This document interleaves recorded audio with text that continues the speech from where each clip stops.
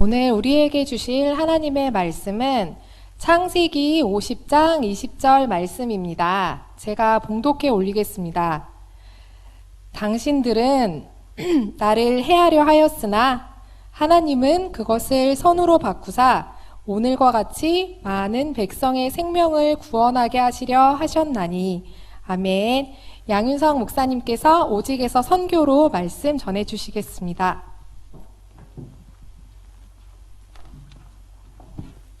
예, 이 시간에는 우리 일본 단기 선교 캠프 다녀온 캠프 보고와 그리고 우리 랩런트들의 짧은 간증 통해서 선교 현장의 은혜, 또 선교 현장 다녀온 부분들을 또 전달해 드리도록 하겠습니다. 2부 예배 때도 우리 모든 성도님들이 스케치 영상을 보셨을 텐데요. 다시 한번 우리 선교 캠프 다녀온 보고를 드리겠습니다.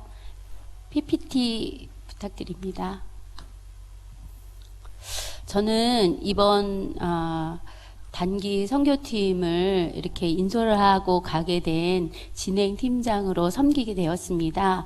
유년부 1명, 초등부 6명, 중등부 4명, 고등부 2명, 대학부 12명, 청년부 5명, 그리고 중직자 8분과 교육자 2분, 그래서 총 40명의 선교 팀원이 1월 8일부터 12일까지의 4박 5일간의 선교 일정을 마치고 금요일 밤, 근데 비행기가 좀 연착돼 가지고 좀 늦게 왔지요. 그래서 이번 단기 선교는 교육위원회에서 주최하고 주일학교 전체를 대상으로 진행됐다는 것에 큰 의미가 있다고 볼 수 있습니다.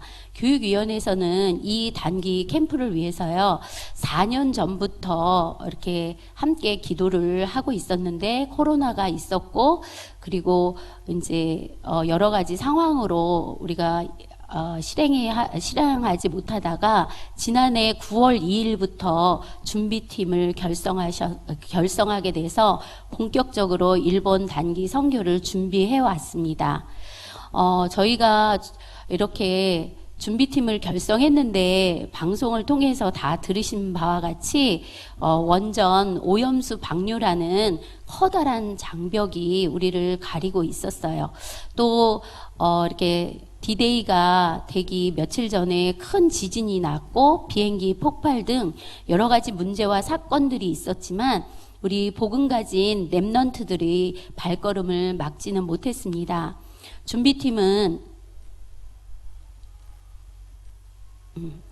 준비팀은 결성된 날부터 매일 저녁 10시에 기도로 무장을 했고요.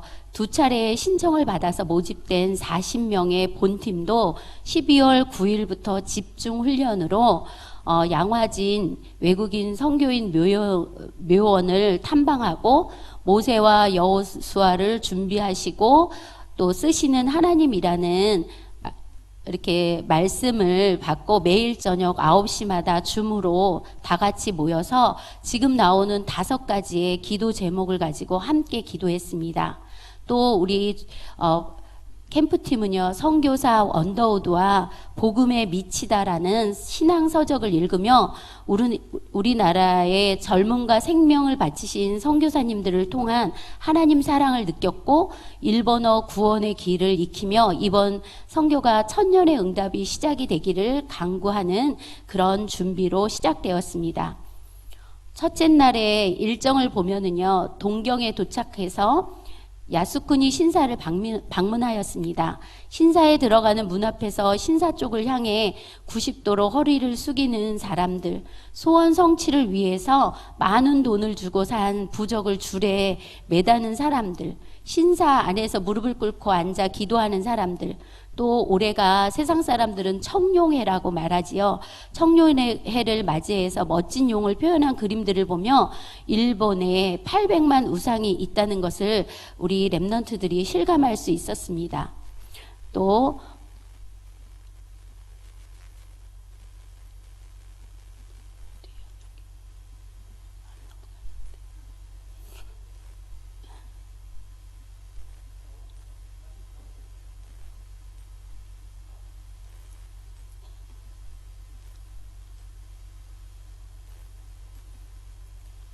또 거대한 불상인 고토쿠인 불상도 탐방하였는데요. 탐방하고 숙소로 돌아가서 캠프팀은 저녁마다 조장 모임을 갖고 또 조별 한 조가 4명씩 해서 10조로 나뉘어졌었는데 조별로 모여서 저녁마다 예배를 드리고 아침에는 기도회로 하루를 시작했습니다. 정말 그 호텔에서 정말 큰 소리로 저희가 찬양을 부르면서 이 우상이 가득한 나라에 하나님의 영광이 들려지게 해달라고 기도하는 시간을 매일 밤 가졌습니다.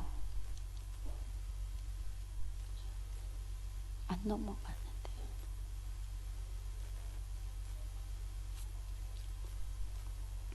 둘째 날에는요. 138 미션 교회에서 김주건 선교사님의 특강을 들었는데요. 오전에는 성교의 이해라는 제목의 말씀에서 복음 받기 전의 모습, 복음 받은 후 선교지의 20여 년 동안의 일들을 정말 솔직하게 표현하시면서 말씀하셨습니다. 그러면서 선교를 이해하기 위해서는 선교사를 먼저 알아야 한다고 말씀하셨고요.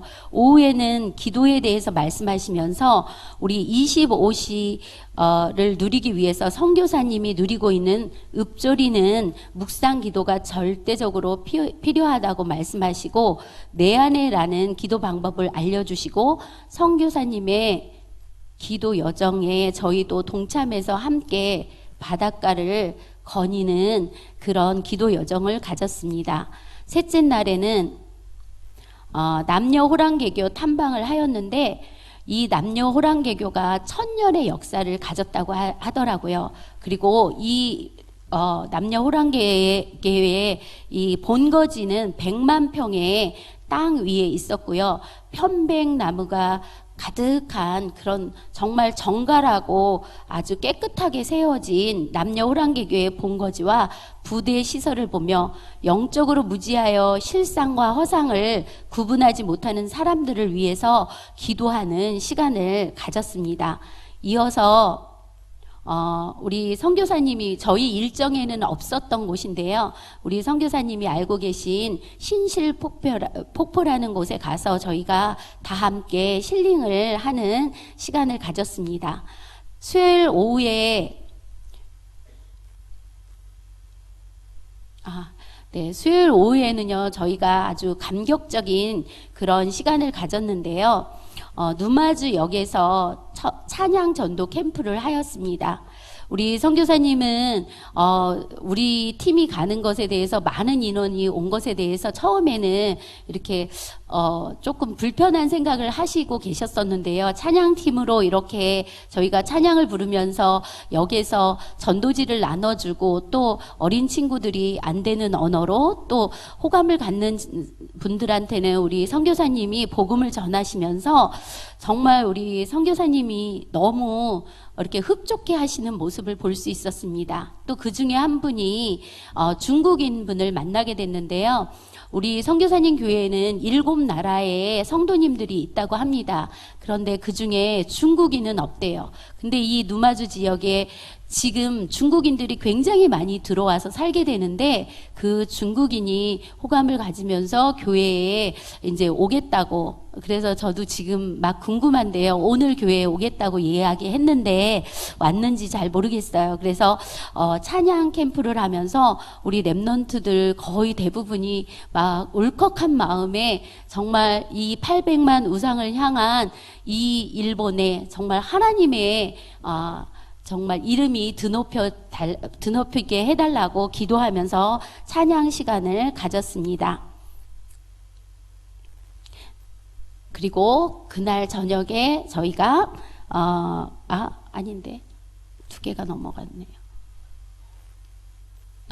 넷째 날에는요, 저희가 하코네 화라산이라는 데를 탐방하게 됐는데요. 지금 보이시는 사진에 나온 것처럼 지금도 계속해서 화산이 활동을 하고 있는 화산이었습니다. 이 사진에는 나오지 않지만 이곳에도 역시나 우상을 섬기는 흔적들이 많이 있어서 이렇게 돌로 만든 불상 같은 것들이 곳곳에 세워져 있는 것을 볼 수 있었습니다. 그 다음에는요, 저희가 온천을 가서 힐링하는 시간을 가졌는데요. 우리 랩런트들과 함께 정말, 자연 그대로의 모습으로 우리 온천을 즐기면서 그동안의 여독을 푸는 시간도 가졌습니다. 그리고 이날도 굉장히 감격스러운 시간이었는데요. 그동안에는 조별로 모여서 조장 모임만 이렇게 하고 또 각 조에 흩어져서 장소가 협소하기 때문에 이렇게 했었는데 40명 전원이 다 같이 모여서 포럼하는 시간을 가졌습니다. 그래서 정말 이 캠프에 참석하게 된 계기와 또 와서의 느낌 이런 것들을 우리 유년부 제일 어린 하음이부터 또 제일 이렇게 또 우리 조사랑 목사님이 함께 하셨거든요. 그래서 다 같이 포럼하시면서 정말 눈물을 흘리는 랩런트도 있었고요. 또 이 선교의 비전을 갖는 랩런트들의 모습을 볼 수 있었습니다. 그리고 마지막 날에 저희가 조금 일찍 체크아웃을 하고 동경으로 이렇게 넘어오는 시간을 가졌는데요. 동경으로 넘어와서 우리 일본의 최고 대학인 동경대학에 가서 전도 캠프를 했습니다.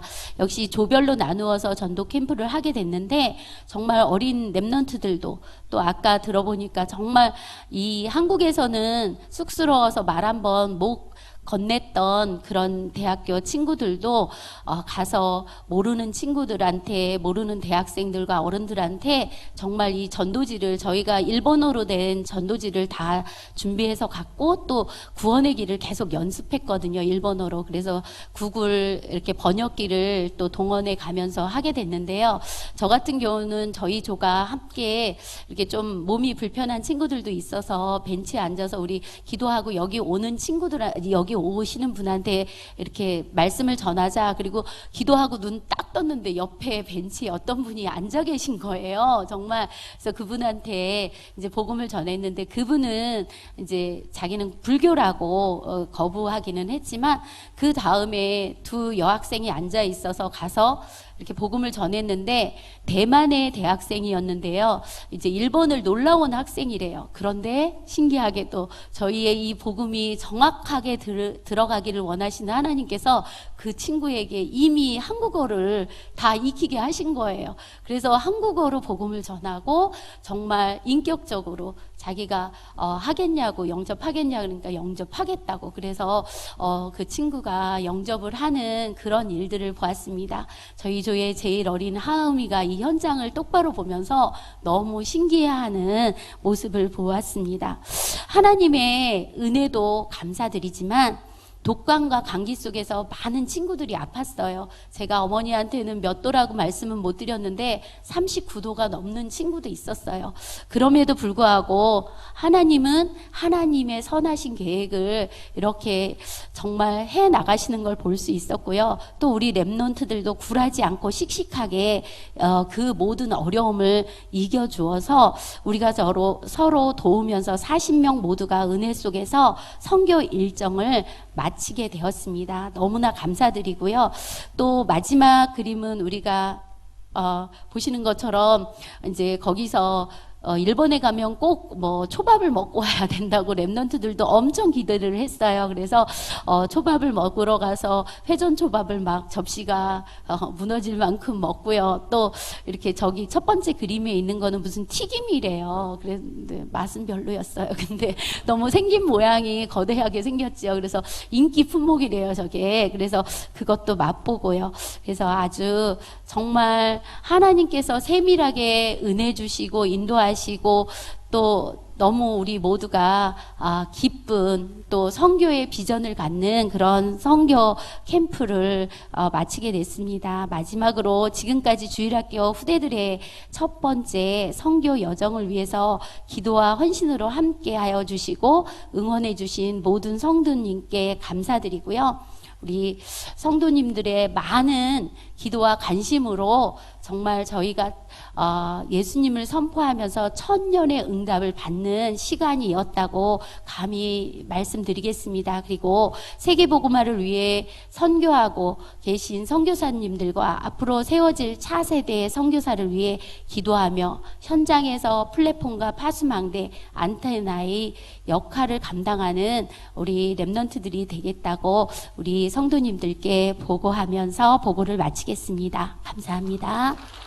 이 시간에는 우리 랩넌트들과 함께 하신 분들 잠깐씩의 이렇게 포럼을 듣겠습니다. 우리 예서 먼저 나오시죠.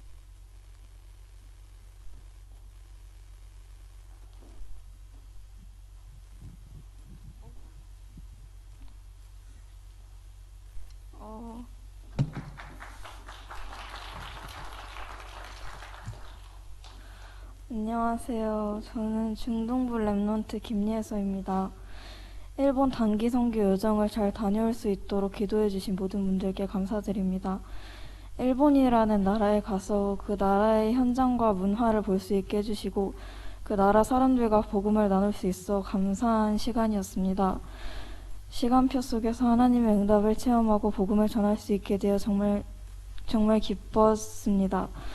서로 다른 문화 차이도 클 것이고 또 다른 언어 때문에 다가갔을 때 어떻게 반응하실지 걱정이 앞섰지만 언어의 장벽은 복음을 전달하기엔 아무런 문제가 되지 않는다는 것을 깨달았습니다. 어떤 한 사람만에게라도 내가 믿는 복음이 전달되기만을 생각하고 기도하며 전하기만 해도 나머지는 하나님이 일하심을 일본 단기 선교를 통해 확인하는 귀한 시간이었습니다. 다시 한번 감사드리고 일본을 넘어 세계 모든 나라에 흑암이 꺾이고 하루빨리 복음이 전파되었으면 좋겠습니다. 감사합니다.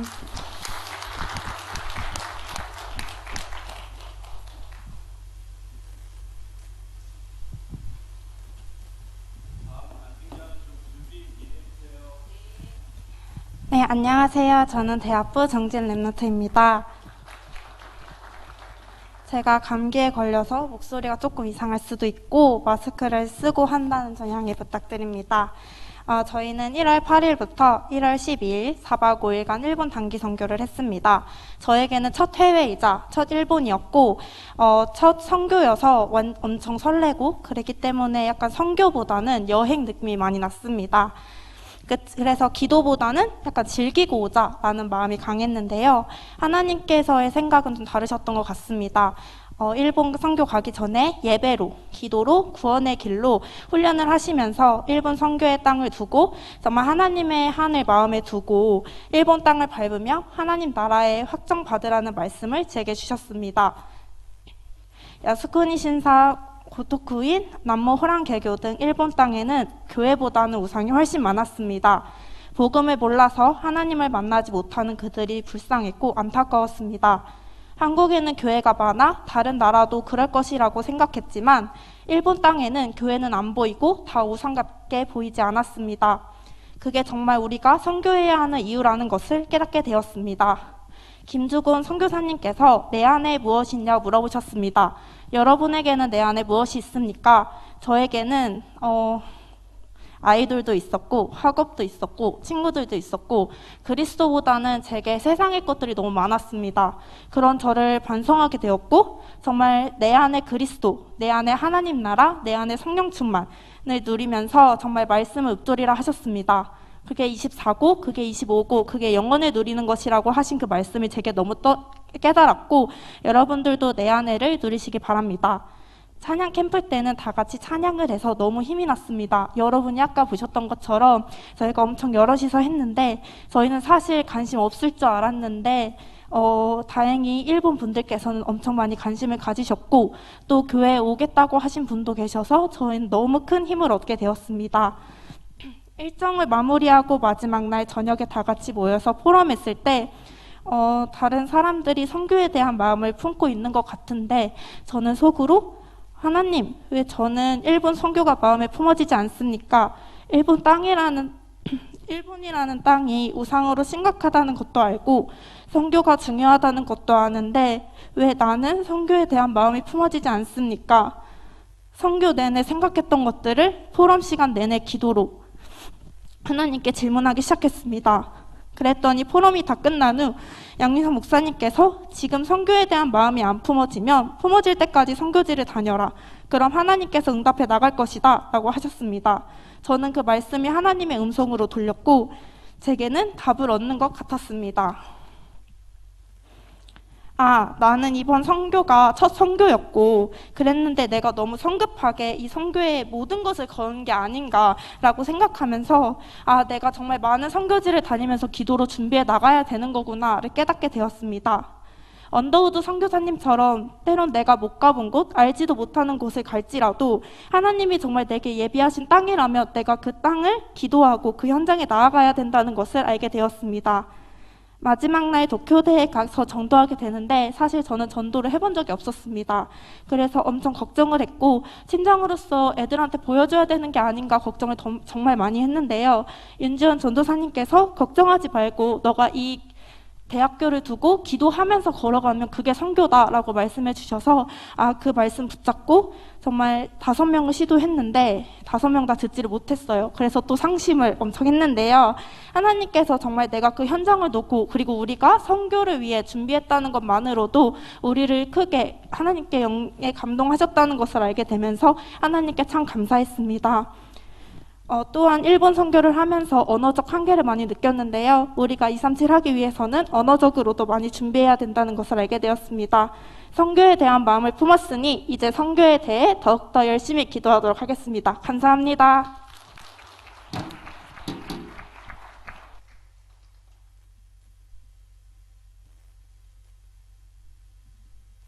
안녕하세요. 저는 초등부를 섬기고 있는 5학년 손예준 랩런트입니다.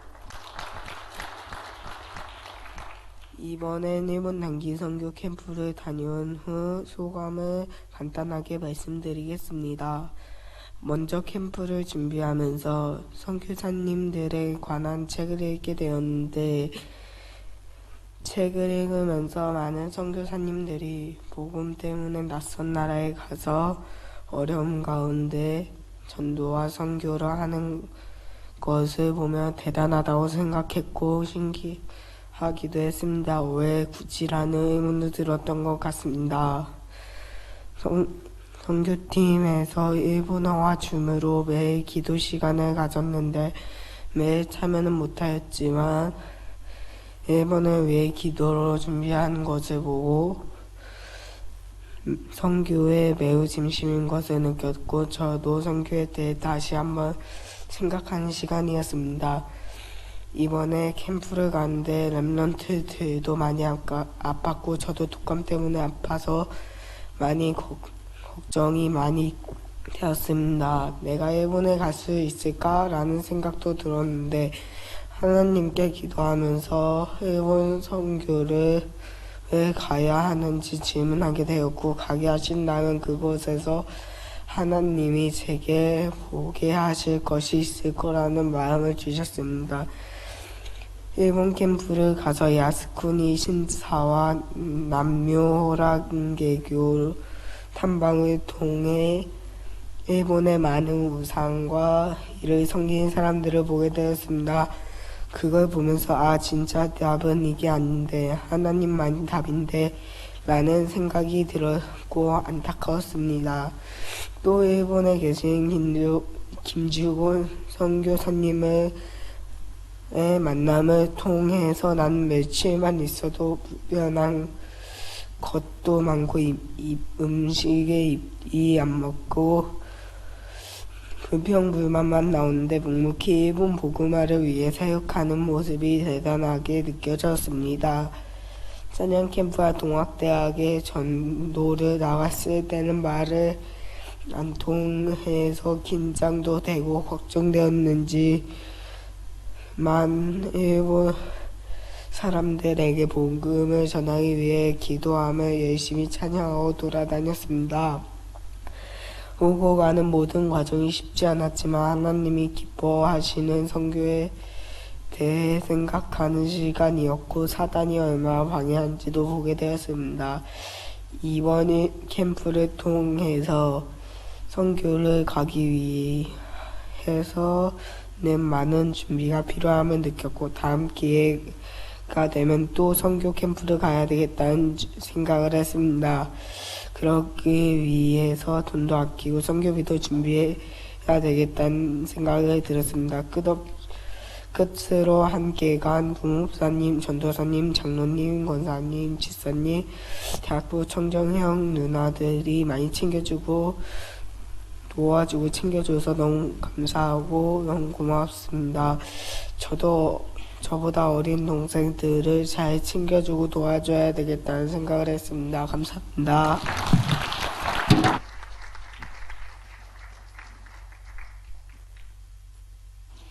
네, 안녕하세요. 이번 일본 단기 선교 캠프를 다녀온 손진이 두나미스 청년의 손진이입니다. 먼저 저는 이번 일본 캠프가 두 번째 여정이었는데요. 우상 가득한 현장을 미리 보았기 때문에 이번 선교 캠프가 정말 바울과 같이 격분하여 복음을 담대히 선포하고 800만 우상이 무너지고 일본 현장 살릴 제자와의 만남이 이루어지며 우리 후대들이 렘넌트들이 우상이 가득한 선교 현장을 보기를 기도하였는데요.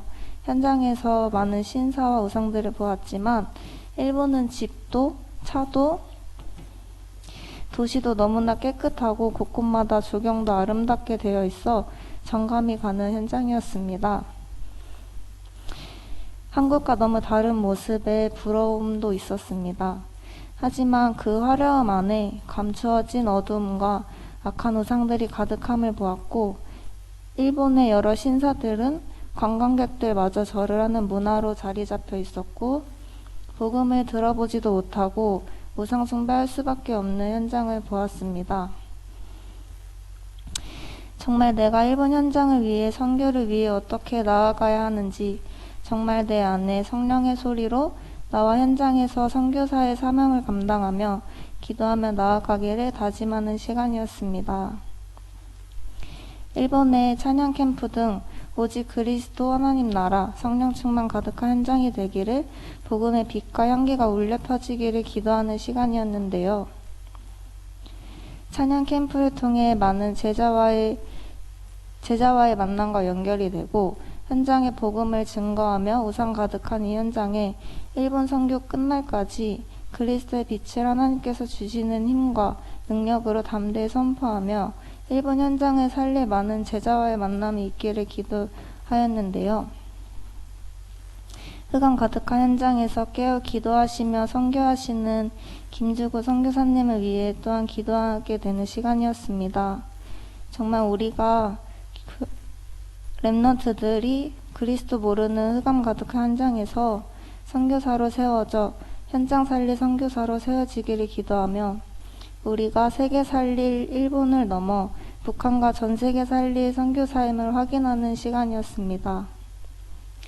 내 안에 전도자의 삶이, 내 안에 9가지 축복이, 내 안에 오력이, 내 안에 성령의 음성으로 현장을 살리고 교회를 살리고 후대를 살리고 세계를 살리는 선교사의 여정이 나와 교회, 렘넌트 모든 분들에게 임하기를 기도하며 일본 현장을 위해 또 흑암 가득한 현장과 북한을 위해 기도하겠습니다.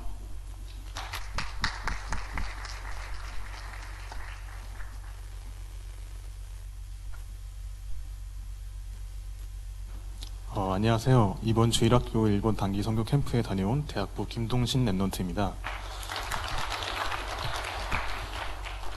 작년 하반기부터 매일 정시에 기도하며 모임을 갖고 이번 선교를 위해 단기 선교 진행팀에서 많은 준비를 했는데 녹록지 않은 상황 가운데 시간과 물질 등 선교를 갈 수 있도록 기회를 주시고 4박 5일 여정간 모든 인원들이 무사히 일정을 마치고 돌아올 수 있도록 인도해 주신 하나님께 감사드립니다.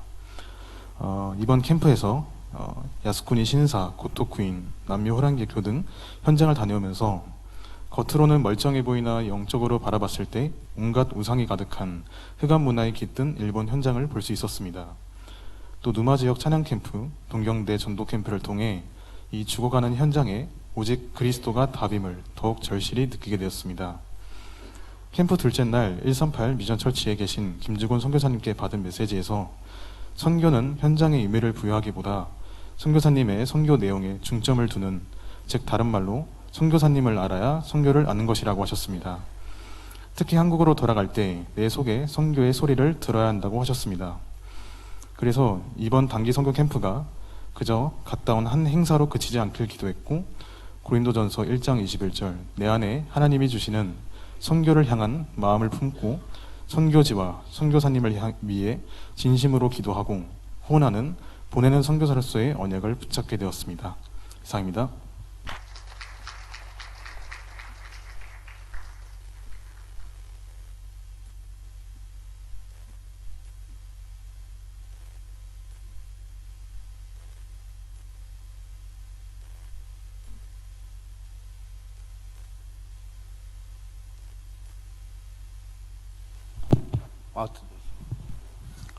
조금 전에 동신랩넌트가 저희 룸메이트였습니다. 아마 저 때문에 잠을 아마 거의 못 잤을 겁니다. 제가 많이 괴롭혀가지고.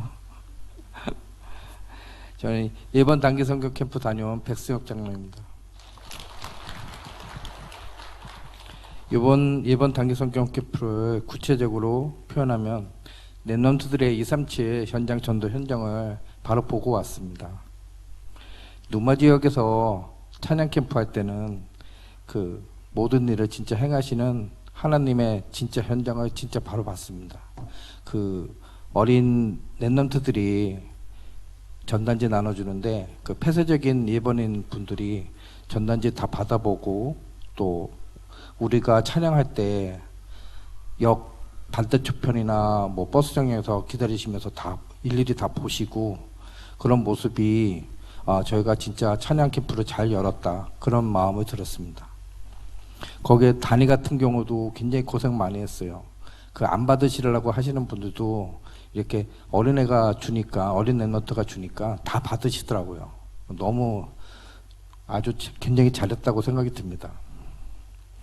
그 하나님이 인도하심에 따라서 저도 제 동기가 아닌 하나님의 계획대로 살려고 노력하고요. 그리고 요번에 전도 현장에서 제 것을 완전히 내려놓고 하나님의 것으로 채워가는 그런 훈련을 하고 싶었습니다. 요번 선교 캠프에서. 그리고 하나님의 사명을 듣고 싶었고, 하나님의 절대 계획 앞에서 실천할 수 있는 사람이 되고 싶었습니다. 그리고 동경대 전도 캠프 할 때는 우리 예준 랩넌트가 저희 그 동역자이고 파트너였었는데요. 예준 랩넌트 때문에 한 두 분한테 그날 그 동경대 박사학위 과정 시험이 있더라고요.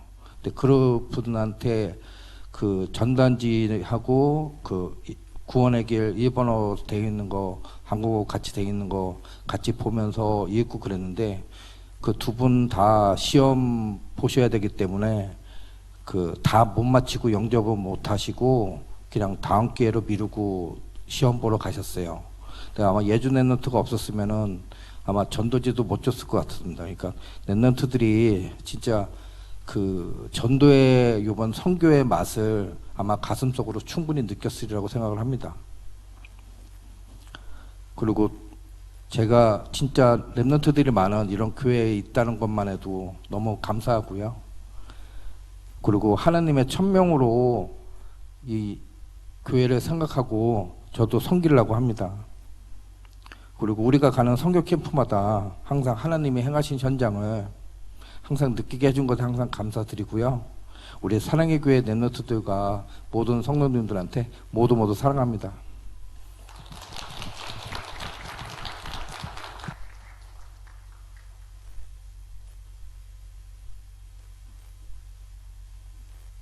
예, 우리 하나님께 영광의 박수 다시 한번 올려드리겠습니다.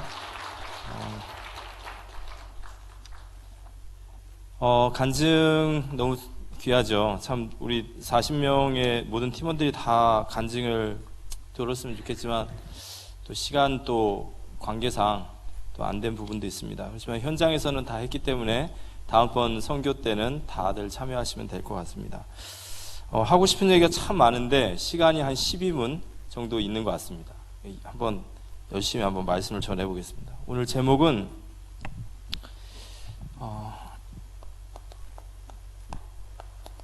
오직에서 이 선교로라는 제목을 가지고 좀 나누겠습니다. 선교지에서 말씀을 이제 묵상을 하면서 이 예수를 바라보자라는 말씀을 계속해서 좀 묵상하고 현장을 다녔습니다. 또 이번 주간에는 은혜 속에 강한 사람이라는 말씀을 1부에 말씀 주셨고 2부에는 너희도 가서 이같이 하라 말씀을 주셨습니다. 지난주에 강단의 말씀 이렇게 예수를 바라보자라는 말씀 속에 나의 인생 사용 이 설명서라는 말씀을 주제를 주셨는데요. 나의 인생 사용 설명서는 우리가 다른 것이 아니라 하나님의 이 말씀입니다. 근데 이 말씀은 우리 인생의 참고서가 아니에요. 이 하나님의 말씀 우리의 참고서가 아니라 어떻게 표현해야 될지 모르겠지만 이건 절대라는 언약입니다. 그래서 우리가 말씀을 캐논이라고 하는 것은 이 잣대라는 뜻이에요. 그러니까 우리 인생의 기준인데 성경을 보면 항상 이 두 가지 기준에 대한 이 말씀을 중심으로 기준이 나와요. 성경이 많은 얘기가 있지만 복과 화에 대한 얘기가 나와요. 근데 이 복과 화는 항상 똑같아요. 너희가 말씀을, 너희가 율례를, 이 계명을 지켜 행하면 너희 복을 받을 것이다. 모든 민족 중에 뛰어나게 될 것이다. 이 신명기 28장을 읽어보면 결국에 그 얘기입니다. 너희가 말씀과 율례와 계명과 율법을 지켜 행하라. 그럼 너희가 살 것이고 너희 후손이 축복받을 것이고 하여튼 모든 것이 하나님의 축복을 받을 것이다. 그런데 그렇지 않으면 어마어마한 화와 저주가 만나게 돼요. 불순종에 대해서. 그래서 저희들은 하나님의 말씀을 받을 때 하나님의 긍휼하심이 있지만 또 이 부분을 반드시 우리 마음에 담아야 됩니다. 창세기 2장 17절에 너희가 선악과를 먹으면 죽으리라 이렇게 안 하시고 뭐라고 그러시죠? 반드시 죽으리라 그랬어요. 반드시. 이 하나님을 떠나면 반드시 죽습니다. 근데 이 사단의 전략은요, 우리가 창세기 3장 1절에서 6절에 보면 사단이 하와에게 먼저 얘기해요. 하나님이 모든 동산의 실과를 먹지 말라 하시더냐. 이게 무슨 뜻이냐면 사단이 아담 하와보다 훨씬 더 말씀을 알고 있다는 거예요. 아담 하와는 되려 말씀이 희미하지만 사단은 말씀을 알고 있습니다. 근데 이렇게 얘기해요. 이제 하와가 아니 동산 실과 먹지 말라고 한 게 아니라 선악과를 먹지 말라 해서 먹으면 죽을까 하노라 이렇게 얘기했어요. 말씀이 확실히 없는 거죠. 이게 정말 생명이라고 한다면 내 목숨이 걸린 거라고 한다면 그렇게 어설프게 잡지 않을 텐데 죽을까 하노라 이렇게 했어요. 그랬더니 마귀가 뭐라냐면 결코 죽지 아니하리라 이렇게 얘기합니다. 이걸 먹는 날에 네 눈이 밝아서 네가 하나님처럼 되리라. 그래서 사단의 전략은 하나입니다. 사단은 항상 하나님 말씀을요 축소시키던지요 과장되게 하든지 결국에는 이 말씀을 왜곡시키는 거예요. 이게 사단의 전략이에요. 이게 이단의 전략이기도 하지만 이게 사단이 교회에 굉장히 큰 역사를 합니다. 말씀을 받고 있으면서도 사단은 우리 안에 말씀을 축소하든지 말씀을 아니면 과장되게 만들다든지 아니면은 여기에 왜곡시키는 거예요. 이걸 지금 사단을 계속하고 있어요. 그래서 저희들이 정말로 하나님의 말씀에 예수를 바라보고 내 인생 사용 설명서에 이렇게 가려면 가장 먼저 뭐가 돼야 되냐면요, 내가 올바른 말씀을 받기 위해서 힘써야 돼요. 이건 무슨 말이냐면요, 내가 하나님 말씀을 받고 이거를 그 뜻을 찾고 해석하는 데 있어서 먼저 내게 적용이 아니라 진짜 하나님의 말씀을 알려고 힘쓰셔야 됩니다. 아멘이십니까? 이거를 내가 받고 싶은 대로 받고 내 자의적으로 해석하지 말라고 성경은 계속 얘기하는 거예요. 그래서 사도행전 17장의 베레아 사람들은 하나님의 말씀이 그러한가를 계속해서 상고하고 질문했다는 거예요. 그래서 목회자가 참 중요한 거죠. 그리고 목회자들이 7년 이상을 공부를 하는 것은 하나님의 말씀을 올바르게 전하기 위함입니다. 제가 성도님들과 이렇게 대화를 나누다 보면 엉터리가 많아요. 말씀을 정말로 왜곡되게 받고 있는 분도 많습니다. 여러분, 만약에요, 우리가 지도가 잘못된 지도를 가지고 있으면 어떻게 되죠? 하물며 잘못된 지도 가지고 있으면 조금 다리만 아플 뿐이지만 하나님의 말씀이 잘못 붙잡아지면 인생이 망가져요. 올바른 말씀을 받기에 힘쓰시기 바랍니다. 여기에 정말 우리가 생을 걸어야 됩니다. 왜냐하면 우리는 하나님의 뜻을 내가 말하면 하나님 뜻이야, 이러면 안 되잖아요. 그죠? 뭐 성경 별거 있겠어? 큰일 납니다. 베드로전서 1장 20절과 21절에 하나님의 말씀은 사사로이 풀 게 아니에요. 사사로이 풀 것 같으면 신학교도 필요 없는 거고 목회자도 필요 없는 겁니다. 절대 그렇게 하시면 안 돼요. 목회자들과 또 사도의 신학교 과정을 마치신 목사님을 통해서 잘 지도 받으셔야 됩니다. 그리고 두 번째는 하나님의 말씀을 받고 반드시 이거 행함이 있어야죠. 왜냐, 행함이 없는 믿음은 거짓된 믿음이에요. 그래서 성경은 스스로 속이지 말라는 겁니다. 너희들이 말씀을 받고 행하지 않는 것은 귀신도 그 말씀을 안다는 거예요. 귀신도 하나님 말씀 듣고 떠느니라. 하지만 귀신은 말씀에 순종하지 않지 않습니까? 우리가 머리로 알고 있는 것이 그게 나에게 들어온 말씀이라고 생각하지 마십시오. 실력은 그런 게 아니에요.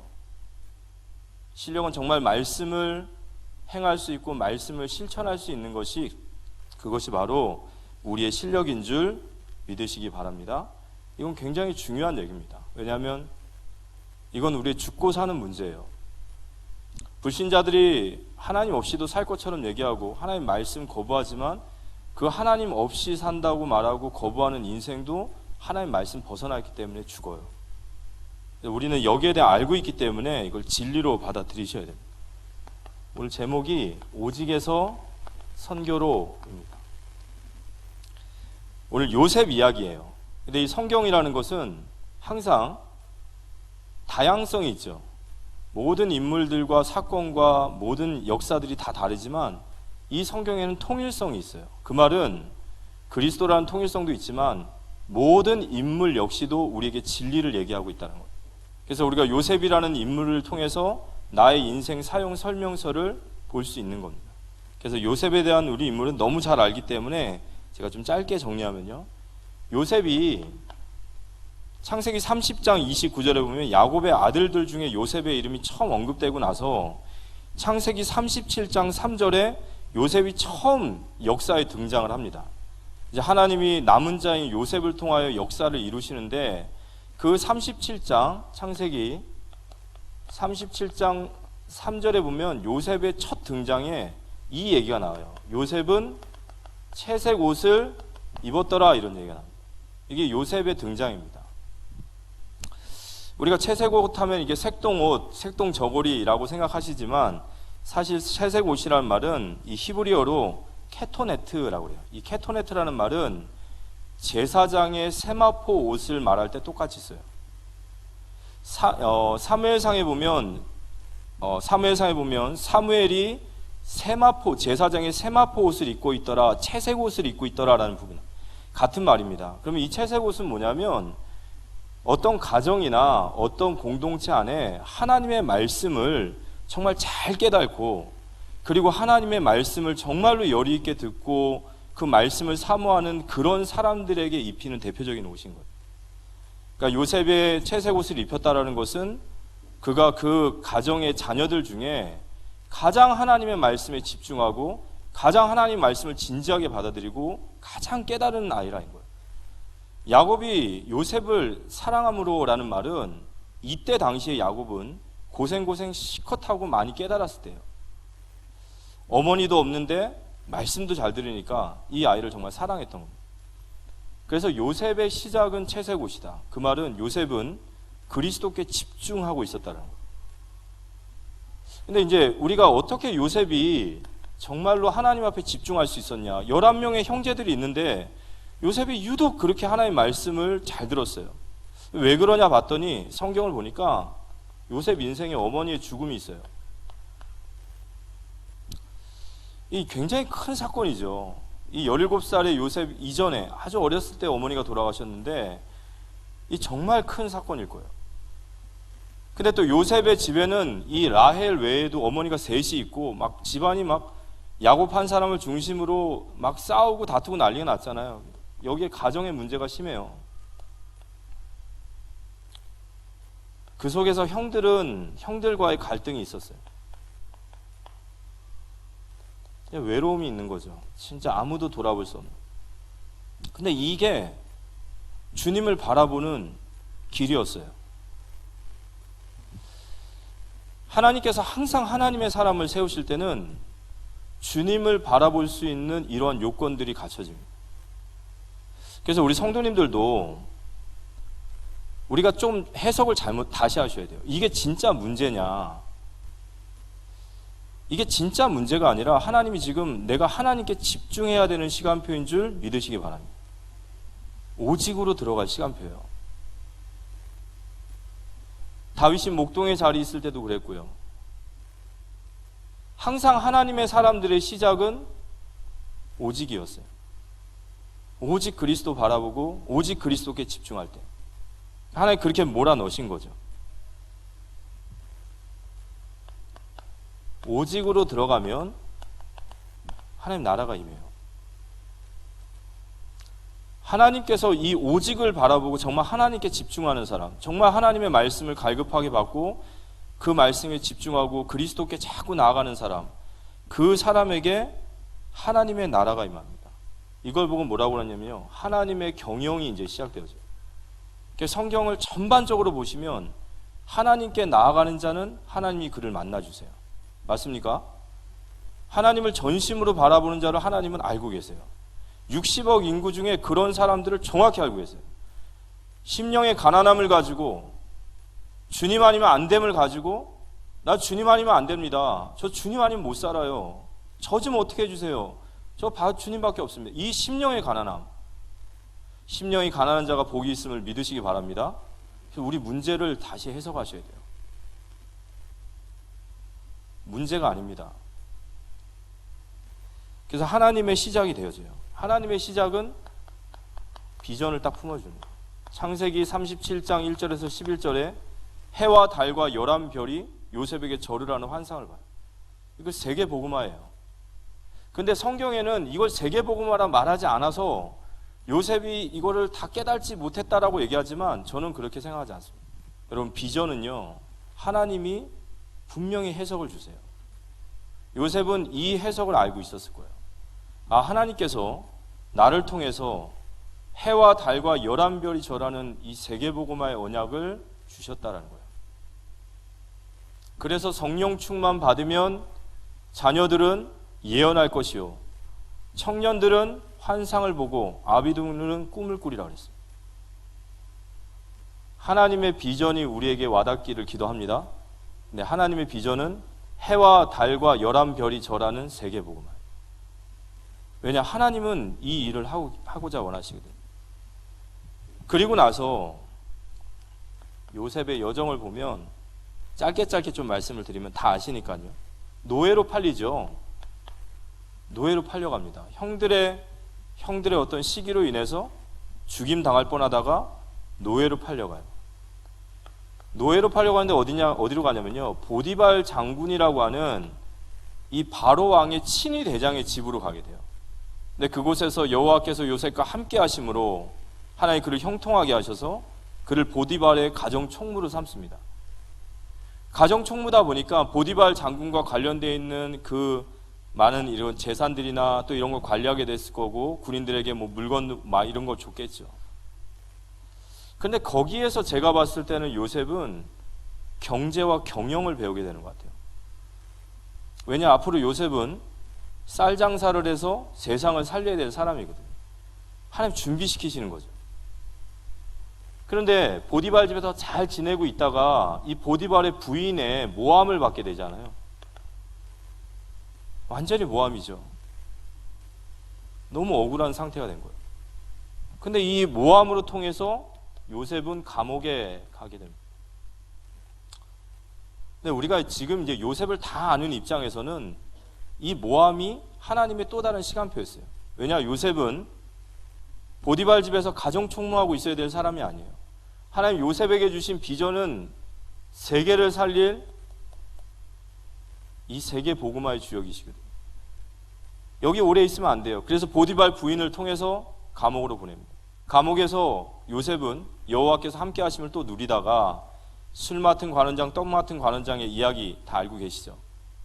3일 만에 복직할 것이고 3일 만에 당신 죽을 것입니다. 근데 복직하는 술 맡은 관원장에게 날 좀 기억해 주십시오. 그래서 정말로 그런 역사가 일어났습니다.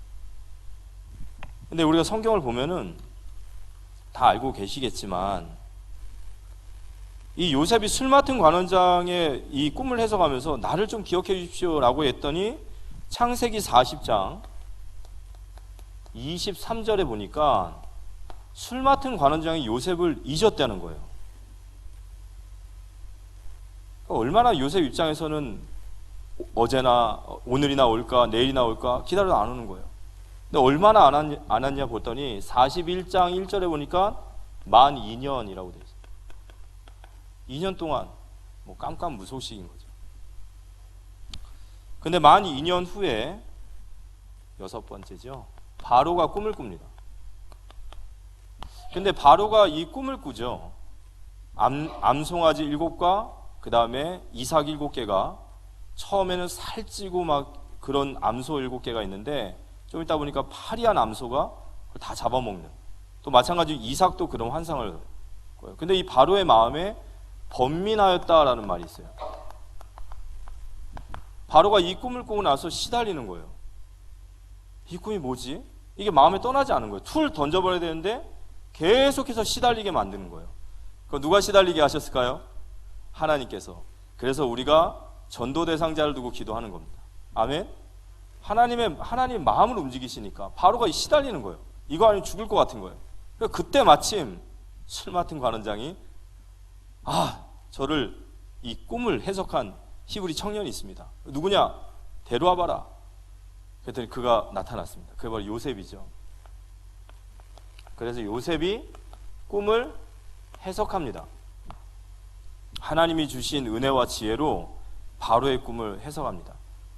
7년 동안의 이 이야기를 하면서 7 암소와 7 이삭의 이 두 가지의 이 꿈은 성경에 보면은 2명은 증거의 수라고 그랬어요. 이 두 가지는 하나님이 반드시 이룰 일입니다. 앞으로 7년의 풍년이 올 텐데 어마어마한 풍년이 올 거고, 그리고 나서 그 후에 7년의 흉년이 오는데 그 흉년이 올 때는 그 7년의 풍년을 기억하지 못할 만큼 어마어마한 시간이 옵니다. 그러니까 왕이시여, 왕은 지혜 있고 총명한 자 한 사람을 세워서 지금부터 7년 동안 전 국민의 5분의 1의 식량을 걷어서 창고에 쌓아두십시오. 그러다 7년의 기근이 오면 이 쌀 팔면 왕에게 모든 세상이 다 왕의 것이 될 겁니다. 그렇게 얘기하는 거예요. 그랬더니 왕이 그 얘기를 듣고요, 너무 기가 막힌 거예요. 꿈만 맞추는 것이 아니라 경영까지 얘기하고 나니까, 야, 어떻게 여호와의 신에 이만큼 정말 충만한 자가 있느냐. 성령 충만 받으시기 바랍니다. 하나님 주시는 지혜로. 그리고 나서 그가 왕이 총리를 세우죠. 그리고 인장 반지를 끼워요. 그리고 나서 요셉이 7년의 기근 풍년 동안 5분의 1을 다 거뒀습니다. 자, 5분의 1을 거두고 났더니 그 다음 뭐가 와야 될까요? 기근이 와야 돼요. 이게 되게 중요해요. 만약에 기근이 안 왔다면 어떻게 될까요? 7년의 풍년 후에 8년의 풍년이 오고 9년의 풍년이 왔다. 그럼 어떻게 될까요? 요새 거기서 쪽박 나는 거죠. 풍년이 중요한 게 아니라 뭐가 중요하죠? 기근이 중요한 거예요. 그래서 성경은 하나님의 사람은 기근의 때에 하나의 빛을 발하신다는 거예요. 맞습니까? 세상의 원리를 따라가면 안 되는 거예요. 세상은 다 안 된다고 그러고 망한다고 그러는데도 우리는 기근의 때에 흉년의 때 역사하신 하나님을 체험하시기 바랍니다. 그래서 이 기근의 때에 온 나라가 요셉이 말한 것처럼 다 망해요. 쌀이 다 떨어져요. 첫 해에는 와서 있는 재물을 다 팔고요. 둘째에는 땅을 갖다 다 바치고요. 세 번째에는 뭐 하죠? 이제 우린 드릴 게 없습니다. 우리 몸을 종으로 삼으십시오. 근데 이러한 기근이 어디까지 나가냐면 가나안 땅까지 가는 거예요. 그래서 그 형들이 요셉 앞에 오게 되고 그 형들의 10명의 형들이 요셉 앞에 딱 무릎 꿇는 장면이 나와요. 그때 요셉이 당신들이 나를 팔았다고 근심하지 마시고 한탄하지 마십시오. 당신들이 나를 판 것이 아니라 하나님이 나를 앞서 보내셨습니다. 그런데 하나님은 이 요셉의 형들이 요셉을 먼저 보내시고 이 형들을 오게 하신 데는 하나님의 더 크신 계획이 있었어요. 요셉의 가족들이 애굽으로 돌아왔습니다. 들어왔을 때가 70명으로 들어오죠. 그곳에서 400년이 지난 후에 이스라엘 백성은 300만 명이 되어져요. 민족을 이루게 됩니다. 근데 이 민족을 이룬 후에 그들이 출애굽할 때 출애굽기 15장 5절 6절에 보니까 하나님 그들을 제사장 나라라는 거예요. 시편 105편에 보면 하나님이 요셉을 앞서 보내셨다는 거예요. 왜냐? 그 요셉을 통하여 이스라엘의 민족을 세우고 제사장 나라 삼으시려고. 그 어마어마한 하나님의 큰 그림이 이곳에 있는 거죠. 그리고 나서 오늘 저희가 읽었던 것처럼 요셉이 고백을 하게 돼요. 창세기 50장 20절. 요셉이 형들이 이제 야곱이 죽고 나서 두려운 거예요. 야, 이제 아버지 돌아가셨으니까 이제 요셉이 우리에게 본격적으로 복수하지 않겠냐? 라고 할 때 요셉이 그 형들에게 자신의 고백을 합니다. 오늘 9절을 보면 이렇게 나와 있죠. 당신들은 나를 해하려 하였으나 하나님은 그것을 선으로 바꾸사 오늘과 같이 많은 백성의 생명을 구원하게 하시려 하셨나이다. 당신들은 나를 해하려 했지만 하나님 이걸 선으로 바꾸셔서 오늘날 많은 백성들을 구원하게 하셨다라는 거예요. 여기 많은 백성이 바로 모든 민족이란 단어와 같아요. 하나님께서 요셉을 세우셔서 애굽에 보내셔서 그로 하여금 전 세계의 기근의 때에 이 기근에서 생명을 주는 일을 하신 거예요. 이걸 우리는 선교라고도 말하고 전도라고도 말합니다. 요셉을 통하여 하시고자 하셨던 일이 뭐냐? 이 어마어마한 요셉의 인생을 통하여 하시고자 하셨던 일이 뭐냐? 많은 사람의 생명을 살리고 너희의 후손을 남기기 위해서라. 이걸 위하여 하나님이 일하셨다는 거예요. 그래서 제목이 오직에서 선교로, 우리 인생의 사용 설명서를 요셉이라는 인물을 빗댔을 때 하나의 우리 인생 전반적인 역사가 뭐냐라고 하면 오직으로 시작해서 선교로 나가는 겁니다. 맞습니까? 이게 하나님의 계획입니다. 그래서 오늘 결론적으로 말씀을 마치면요, 오늘 창세기 50장 20절의 말씀을 가만히 묵상하면 이게 구원의 역사가 이 속에 다 있어요. 요셉은 구원받은 자고 또 구원받은 자에 대한 어떤 하나님의 주권, 섭리, 역사 다 들어가 있습니다. 그런데 정말로 말하고자 하는 것은 우리가 구원받은 하나님의 자녀잖아요. 이 구원이란 뭐냐라고 할 때 요셉을 통해서 말씀하신다면 구원이란 생명을 낳는 것이다라는 거예요. 하나님이 요셉을 통하여 하시고자 하시는 일은 그거였어요. 생명을 낳는 것이다. 그래서 교회의 정체성은 생명을 낳는 것입니다. 맞습니까? 교회가 이게 교회다, 저게 교회다, 이렇다 저렇다 수많은 얘기를 할 수 있지만 교회란 생명을 낳는 것이 교회입니다. 맞습니까? 그런데 우리가 이걸 놓치면요, 교회가 유람선처럼 되어지는 거예요. 그러니까 우리끼리 잘 먹고 놀고 우리끼리 좋으면 좋지 않냐? 근데 여러분, 교회는 유람선이 아니라 구조선이에요. 맞습니까? 우리가 이걸 잊어버리면 안 됩니다. 하나님께서 이 요셉을 먼저 보내셔서 이 어마어마한 섭리, 이 모든 일들을 이루신 이유는 딱 하나였어요. 생명을 낳게 하려 하심인 줄 믿으시기 바랍니다. 기근의 때에 그들을 죽지 않고 살리는 게 바로 교회예요. 그런데 오늘 말씀은 50장 보면은 당신들이 나를 해하려 하였으나 그랬어요. 당신들이 나를 해하려 해가 이거죠. 해하려 하였으나 하나님 이거 선으로 바꾸셨다 이렇게 얘기하셨죠. 이거 어떻게 생각하십니까? 제가 이번 일본 단기 선교 때 이제 목사님이 3부 캠프를 하라 하셔가지고 이거 하라 하셔서 이제 묵상하다가 요셉에 대한 메시지를 받게 됐고 일단 타이틀은 나왔어요. 급하니까 빨리빨리 드려야 되니까 오직에서 선교로 이 얘기를 이제 채워가야 되는데 그 속에서 요셉의 스토리를 보면서 우리가 분명한 것은 이 어느 하나도 절대로 빠지면 안 되는 거예요. 이게 악하던 선하던 하나님의 일을 이루는 데 있어서 단 한 가지도 빠지지 않습니다. 이게 무슨 뜻이냐면요. 하나님의 뜻은 반드시 이루어집니다. 그런데 두 가지가 있어요. 이 뜻을 위해 모든 피조 세계는 다 쓰임받아요. 불순종하는 사람은 불순종하는 대로 쓰임받아요. 보디발 아내처럼도 쓰임받고 요셉의 형들처럼 쓰임받고 그런데 그들도 없으면 안 돼요. 다 쓰임받아요. 순종하는 사람 불순종하는 사람 상관없어요. 악의가 있던 선의가 있던 상관없어요. 다 쓰임받습니다. 단지 뭐가 다르냐? 하나님의 역사에 불순종하는 자는요, 불순종하면 하나님의 역사에 필요 없는 게 아닙니까? 아니에요. 그들에게는 하나님의 진노와 심판과 징계가 임함으로 하나님은 참 공의로우시구나 라고 영광이 나타나요.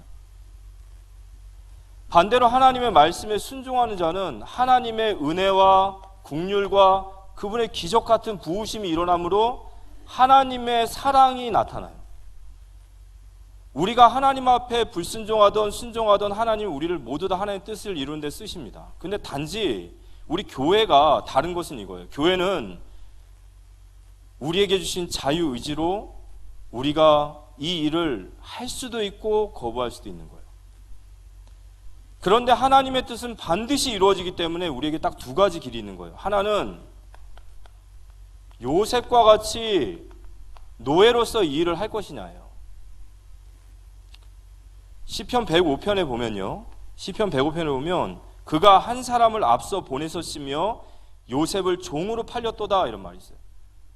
하나님의 일은 반드시 이루어집니다. 우리가 아무리 하나님의 일을 불순종해도 그 불순종의 징계를 하셔요. 그게 뭐냐? 종으로 보낸단 말이죠.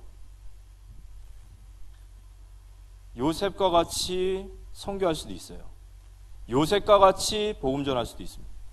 반대로 안디옥 교회와 같이 파송할 수도 있는 거예요. 우리에게 하나님이 분명하게 말씀하시는 겁니다. 축복 속에 선교할 수 있는 우리 모두가 되어지기를 기도합니다. 하나님의 뜻은 절대로 막을 수 없습니다. 그들이 악으로 요셉을 죽이려 했지만 하나님 그 선으로 바꿔버리세요. 오늘 제목이 오직에서 선교로 라고 했어요. 저는 우리가 요셉의 이야기를 보면서 하나님께서 요셉의 어머니의 죽음과 형들과의 갈등, 가정 문제, 저 외로운 시간이 요셉으로 하여금 하나님을 바라보게 하셨고 그게 하나님의 시작이었구나 라고 우리는 분명히 붙잡을 수 있다면 우리 모든 성도님들 모두 다 하나님 앞에 새로운 시작이 되어지시기를 기도합니다. 내 인생의 여정을 방향을 확실하게 붙잡고 우리 가자는 거예요. 하나님이 이 선교에 순종하고 여기에 자발적으로 헌신한 안디옥 교회를 얼마나 축복하셨는지 우리는 알고 있습니다.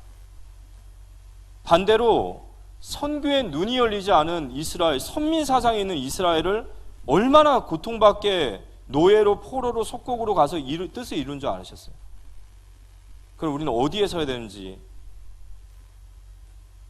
근데 감사하게도 우리 후대들이 선교에 파송되어지고 또 이 선교의 물결은 계속해서 우리 모든 성도님들까지도 전달되어질 줄 믿습니다.